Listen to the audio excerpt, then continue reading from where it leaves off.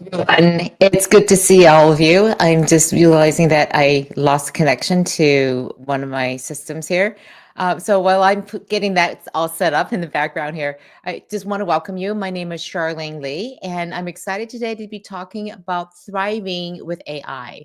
And in particular, I would really like you to share how you are thinking about AI's impact on your work and your life. What comes up for you? What are the areas of concern that you have? And also, how do you think about just a wellness, I guess, and thinking about how you can thrive with AI? So I asked people to just share some of their comments with me in leading up to this event, and Jay said that what's concerning them about their wellness and work and life.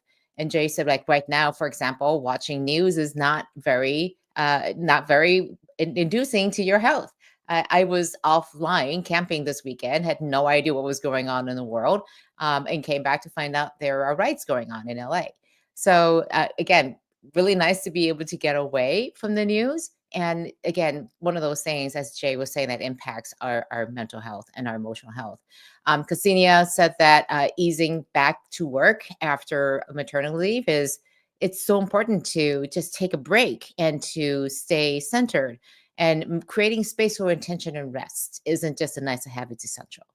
So, again, thank you for putting in those comments because I think when it comes to AI, we also need to be thinking very intentionally about how do we stay safe, how do we stay healthy, and more importantly, how do we keep expanding our skills, our capabilities to be able to thrive with AI?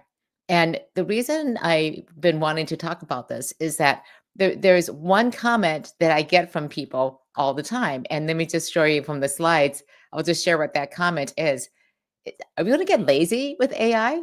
Is it going to make us dumber that we're not going to use our judgment?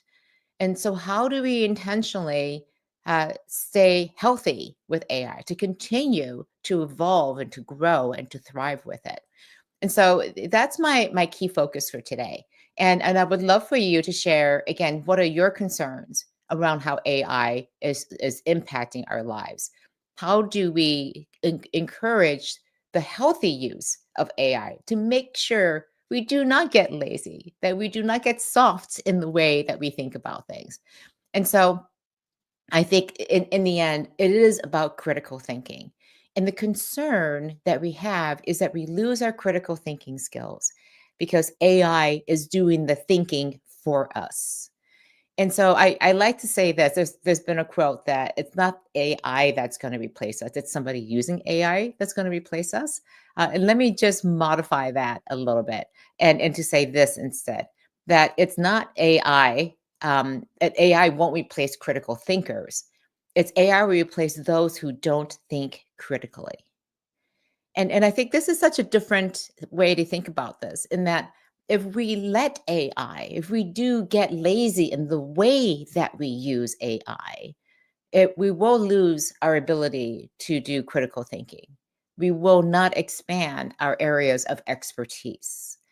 So what I want to talk today is is about how important critical thinking is, and we all talk about how important critical thinking is, but how do you improve your critical thinking in the age of AI, and especially with the emergence of AI agents that are meant to take over a lot of these repetitive tasks that we typically have done in the past? So, how do we do this so that we can make sure that we can stay healthy and thrive with all of this? So, I have a great question from Jay, sharing one of the concerns is Jay writes, my fear is about all the misinformation that AI can generate. And that's a great point to make, Jay, because the critical thinking addresses is one of the biggest defenses that we have to misinformation. And it's to, again, something that has been around now for a long time. There's a lot of misinformation out there. And so I'll share some of the techniques of how to deal with some of these things. But how do we exercise that critical thinking to say, wait a minute, that doesn't make sense. What is that? it doesn't match what my understanding of how the world works. So we'll get into that in just a second, a little bit here. All right. So one of the things I do want to share is, let me just get into it. All right. There was a research piece that came out last March, and I was particularly taken by this. And it was this. Let me just put up the slides. How you can get them too. You can get them at bit.ly/thriving with AI. This is a research study called The Impact of Generative AI on Critical Thinking, that was done by Carnegie Mellon and Microsoft. It came out in March. And one of the things they found, it was that when people were using AI, the perceived effort and cognitive thinking was decreasing. And so a couple of things, I'm just going to uh, just go through the study very quickly here. They found that the more you trusted AI, the less likely you were to think critically about its output. So it's one of those conundrums that we have. And that the counter to this is that professionals who had a higher opinion and self-confidence about their own areas of expertise, their own skills, engaged with the AI content more critically. So the irony is that the more AI tools improve in their ability and they gain our trust, the less likely we are to evaluate its outputs, meaning that just at the exact same time when critical thinking is most important, oversight is becoming less lax, but becoming even more crucial. So this is the irony I want to talk about today, is that we think AI is doing a good job, but we can't let our guard down. We have to stay vigilant to make sure it's doing its work. So we can trust, but you also have to verify. So I think this is the key thing I want to talk about today. How do you develop this skill? How do you develop that edge and keep that edge as AI improves and gets better and better? So let me just get into a little bit more here. Let's see. So critical thinking increases when workers want to improve the work quality. So they're given incentives and they have that internal innate way to want to do this. They want to avoid errors and develop professional skills. But we also see that it decreases when people are not questioning if AI is actually working and it's competent. You're not there are some motivational barriers, especially the lack of time. And I want to drill on this for just a second, because if we're using AI to increase efficiency and productivity, there's a stated need to produce more in less time, creating again this pressure to use AI to just trust its output and not necessarily give it the time and scrutiny it needs. So the irony is you want to save time, but you also need to make time to make sure that the AI is doing its job. There's a perceived perception that oversight, that critical thinking, this is not my job anymore. That AI is doing a good job. It's not my job. My job here is just to run the AI. And also, if there isn't a way to verify, you're not given the skills or you're not given models of what good looks like to either verify that the AI is giving good quality and accurate responses, or you lack the ability to improve those responses because it's a set level of prompts that you have to use. You're told, just use these prompts. And even if it doesn't give you the right output to your thinking, you've been told, just use these prompts. Again, these are ways to that critical thinking decreases. And I love this quote from Lev Tankelovich, who was part of the research. When people viewed a task as low stakes, they may not review the outputs as directly. However, when they view the stakes as higher, people naturally engage in more critical evaluation. So again, this is a really important thing to take into account. How do you build critical thinking into the actual work that we're doing with AI? So I think it's extremely important to think about this. So how critical thinking is shifting, and this again comes from that report, from information gathering to information verification. Again, these are things that we used to do. We used to just gather a lot of information, but you need that area of expertise to shift from gathering the information and using the judgment to say, is this a good source or not a good source? Now, applying that expertise primarily to the information verification. Instead of trying to solve the problems, you're looking at how do we integrate that response into the actual application of the solution. And then from task execution to task stewardship to make sure everything is working the right way. So, those are some of the things coming out of the study. But I really want to spend some time today on how do we actually design our workplaces to make sure that they are starting to address these shifts. So, we're seeing more of an emphasis on oversight roles, things like prompt engineering, output verification, and quality control. We're seeing that verifying AI outputs are more important than task execution. And then again, there's that intentional practice to building critical thinking into the workflows. So I do want to spend some time on how do we actually think about a lot of these things. And in particular, I want to talk about the impact of agentic AI because the whole point of agentic AI is to take the human out of the loop.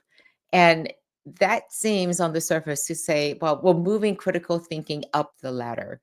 So I think really one of the things that we talk about is how do we shift from monitoring and verifying what's happening with the tool, the AI tool, to saying, how do we verify what agents are doing? Again, agents are taking the existing workflows and taking the human out of the loop. So it's acting as that critical evaluator. It's evaluating the output on behalf of the human. So how do you verify that the agent is doing a good job? There was the rise of all these hidden assumptions, so making the work of the agent much more transparent becomes important.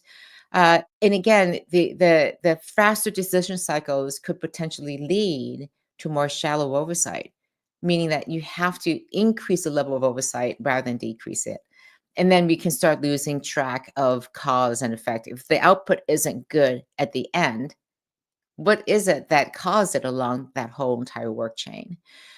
So, let me just go into some very specific things that we as individuals can do to maintain our critical thinking in the context of AI and AI agents. The first one is the importance of domain expertise. And this is a really hard one because you need expertise to be able to validate AI. But the way you get expertise is from doing the work that AI used to do. And so we're in this funny place right now where a lot of the entry level work that people are doing, where they gain the areas of expertise, are being eliminated by AI. They're just being automated. And so that training needs to shift into education, or that training needs to shift into the actual preparation for the job. When somebody comes in into an organization, they get trained on how to do the job. Now that training needs to incorporate this ability to have critical thinking. So, and again, it doesn't reduce the importance of domain expertise, it increases it. But it also means that we need to invest in domain expertise, and we also need to stay up to date and continuously upgrading our ability to think and exercise domain expertise by acquiring more domain expertise to literally stay ahead of these agents. In that as they're taking on the work that you do, then you have to increase your areas of domain expertise to be able to evaluate whether the work is good or not. So I've been experimenting with vibe coding, for example, and I can create all these things, but I'm not a good evaluator of whether the code itself and the outputs are any good because I can get something at the end. But if it doesn't work well, I can't go back and dissect the code. But somebody who is an expert in developing can just instantaneously look at the reasoning, look at the architecture, look at the code, and diagnose very quickly what's wrong with it. Whereas I'm sitting there going, trying to just redo the prompts again. So domain expertise remains something that is extremely valuable. The other thing, again, a couple other things here, is that it's shifting from just being a critical reviewer to being a strategic supervisor. So understanding what you wanted the AI to do, but especially with agents being much more strategic. How do you want it to work? How are you going to monitor and guide it, almost like a manager again, as and course correct the AI as they are operating? So this isn't just diagnosing the output, but also looking at the way that the agent is thinking and teaching it to be a better thinker because of the way you understand what the problem is. A couple other ways to develop and maintain your critical thinking. Do the devil's advocate. Use AI as a devil's advocate to say, how are you, again, to get those multiple perspectives? These are questions you can ask AI after it's giving you a response. What's the risk to approach? Give me a counter argument, or what would a critic say about these ideas? So let the AI be prompt it to be that critic of its own responses. And then, very importantly, log and track and review when mistakes are being made, either by the AI or by you. And so, record when AI gives you a bias. I will constantly say, that doesn't look right. Did you make that up? And the AI will sheepishly admit, yeah, I did. I don't really know what I'm talking about.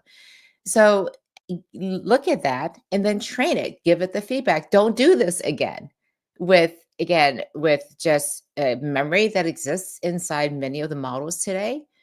Reinforcing this, reminding it the next time it does this task, don't do this, or building it in with some fine tuning. Again, very expensive, very hard to do, but there are ways that if you see something happening again and again, and it's sort of bias or incomplete answers and wrong ways of thinking, correct it. And with agents, and with agents in particular, block time for those sort of agent debriefs. I'll talk a little bit more about that in just a second. But it's also reflecting on yourself. Why did I trust this? What is it that I did? What can I do next time to improve the way I either prompt it and put information in, or how do what went wrong with my judgment? What are the assumptions that I made or didn't make, or questions I didn't ask that should be for the next time? So this is, again, these are all ways to increase your own ways of thinking about AI, your own critical thinking skills. But I do want to talk about how organizations can do this. So the first one is design for human in the loop, and then also with agents, human and agent collaboration. I've talked a bit about it in the past. We hear all the time how important it is to have humans in the loop to understand and exercise that judgment and critical thinking to say, is that right? Is it not? And then, but it's also when you're working with agents, which are designed to take humans out of the loop, where is that collaboration going to happen? When does training happen? When does guidance happen? When does retraining happen? And this is where a culture of questioning becomes extremely important.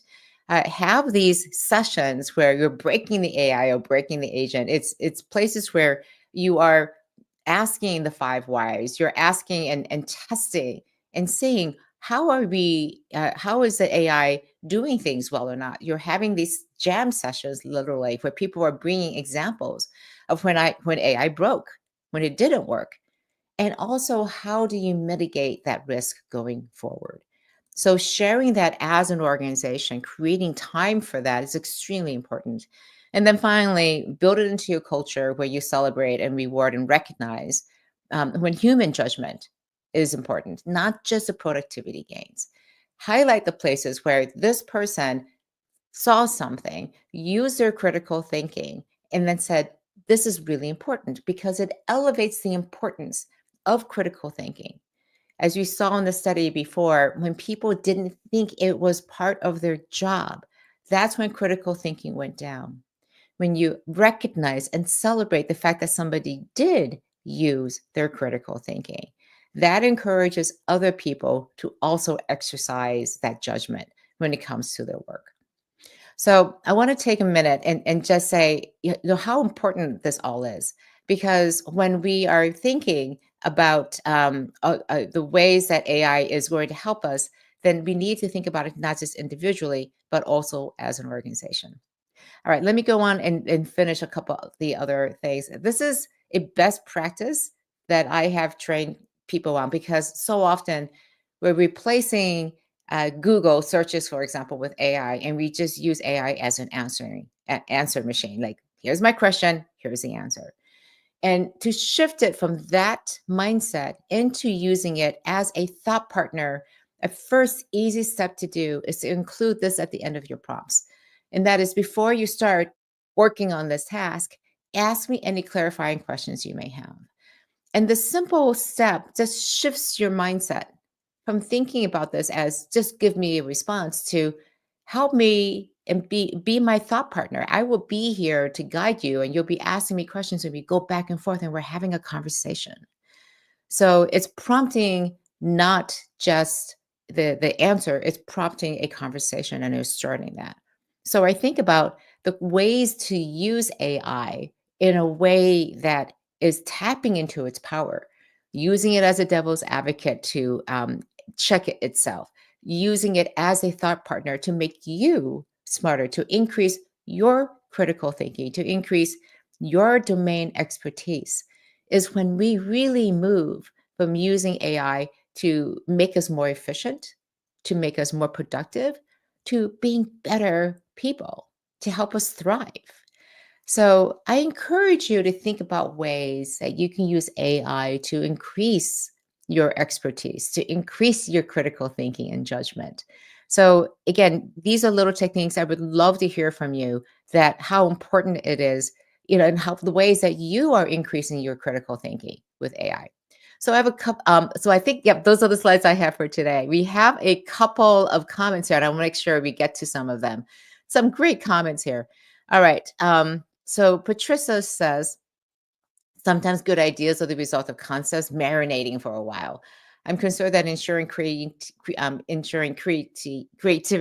that isn't rushed. And I think this is a really good point. It's so easy now to just put a prompt into AI and think we're being creative. But how do you actually marinate these ideas a bit more? And again, one of the ways, Patricia, that I think is it's so important is to have AI, again, look at your ideas and say, how could I be thinking about this differently? As I'm writing, I will give it to AI and say, look at this from the perspective of these different audiences, from these different personas. What's missing? How should I be thinking about this differently? Help me think around and look around the edges that I don't even know are there.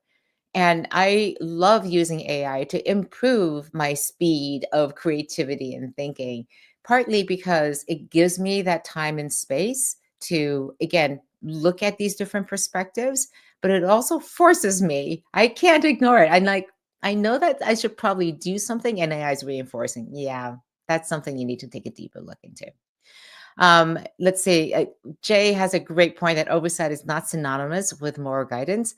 I was going to put in here, and I didn't have time today to put in a little deeper exploration into the ethical aspects and responsible AI aspects of this. But I think it's very important to ask the question, because we can doesn't mean we should. And that is the place where, again, pausing, using critical thinking to ask that question, should we be doing this? Just because we can doesn't mean that we should. So, again, that moral guidance becomes so important because AI is asking us, is making it so easy just to do these things that we want to get done very quickly. But it's also saying being responsible in your AI use. Is it right? Is it correct? Are we using this response, this question in the right way? Should we be asking the question in a different way to remove bias? So, again, critical thinking becomes a really important part, and your moral compass becomes a very important part of your critical thinking. All right, let me see. A couple other issues here. Lynn, thank you for saying that everyone should listen to this. Critical thinking development is vital for any managerial level of age group. We never outgrow the need. Thank you, Lynn, for saying that. Checking assumptions should stop the drama in every book, movie, and company culture. So great. Thank you about that. Thank you for that. And Lynn has this other thing. We're not conditioned to ask questions. What a great point, Lynn. It reveals a possible vulnerability, yet questions are motivational, educational, and key to good relationships and decisions. I want to pause on that a little bit, in that, critical thinking is one of those things that we think is so important. It's an act of agency, of the sense that we have ownership over the things that happen in our lives. And that is such an important part of thriving, of wellness, and frankly, in our longevity to operate in this world, when we feel that we have the ability to question not just other people, but also our place in the world, and having the resilience and the grit to be able to do that, because it is a space of vulnerability. What happens if we open that lid, that open that box, and it potentially could turn into Pandora's box. Did we want to open this? So again, asking questions is really important, especially in the age of AI, when AI feels like AI has the answer to everything. And what becomes more important isn't the fact that that the answers come from us or that the answers are coming from AI. Are we asking the right questions?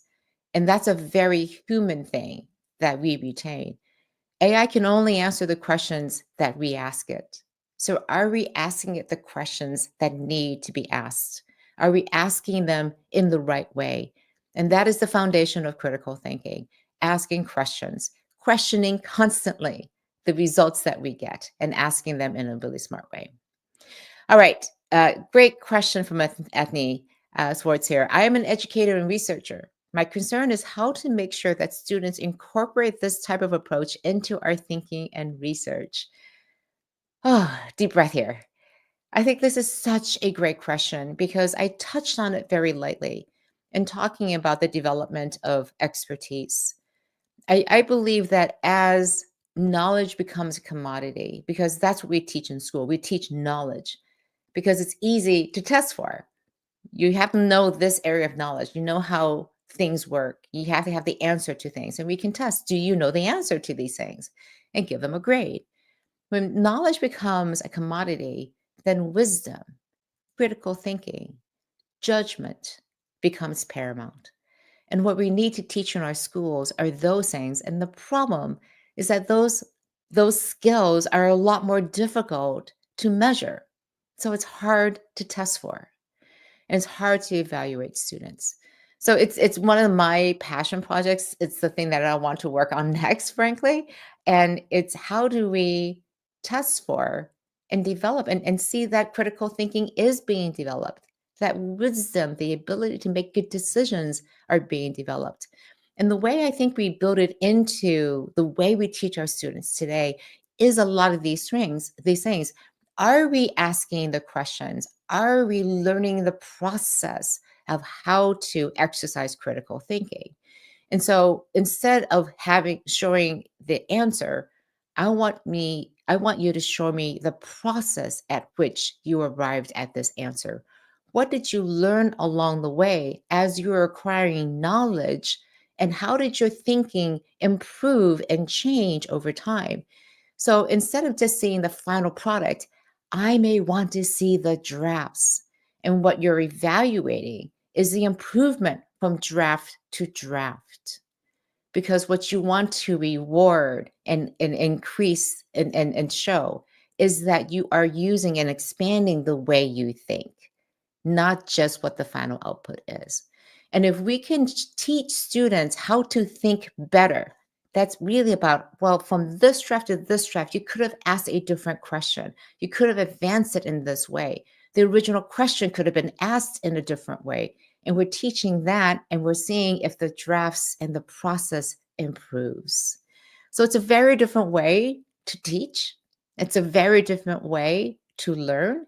And I think we're going to have to adjust, unfortunately, very quickly to the role that AI has to continually define what critical thinking looks like in our education.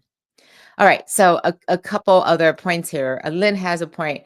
Um, Basically, don't just ask AI. Ask others about their AI findings. I love this. Ask others out of our curiosity about their thinking process. Exactly, Lynn. How did you use AI? What were the prompts that you used? How did you refine that? How did you get the good output that you did? What was your thinking and prompting process? So these are all things that you develop as an individual, that curiosity, but also the ability to go out there and challenge each other as teams, as organizations, as leaders and managers. How did you use AI? Don't just give me the prompts, give me the thinking behind those prompts. All right. Let's see what else here. Lynn also has this point that topic mastery scenarios it's kind of like again, it's end of the semester group presentations.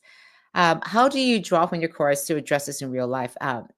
Okay, very revealing, great reinforcement of course correction in their thinking and teaching. All right, so I think the point here is Lynn respond to Ethne about how do you increase the way that learning is happening. And again, very similar to what I was talking about. But I really like this end of the semester group presentation. Is how did they um, use the knowledge in the thinking in the course and apply it to real life? Again, I think that wisdom and judgment is about how do you take your experience, which is developed in the course, and apply that to make good decisions in real life too as well. So thank you for those comments. I really appreciate it. Again, I encourage you to think about how to think better and to actively develop these skills, both individually and then also how do you do this as an organization? How do you create training around critical thinking? Because it's going to be so important if you want to continue to thrive with AI, and especially with the advent of AI agents, with agentic AI, it becomes paramount that you be able to question that agent. How did you come up with that answer? What's the process, the reasoning, the logic that you use? Because this answer is good, this answer is bad. And how do you teach that agent to think better? We need to apply that same way of thinking about how you're teaching the agents to the way that we think about AI ourselves. So thank you so much for joining today. Next week, I'm going to be talking about vibe coding. Is it real? How do you use it? What are some best practices around it? So do a dive into vibe coding. Hopefully, I will have a product that I can show you. I know really ancient HTML, so I'm a pretty good candidate for being able to just talk about vibe coding because I don't know how to create these things in real life.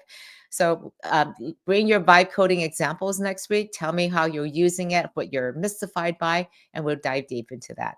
In the meantime, stay safe. Thank you so much again. It's a privilege to be here to share this with you, and I look forward to doing it again next week. Until then, goodbye.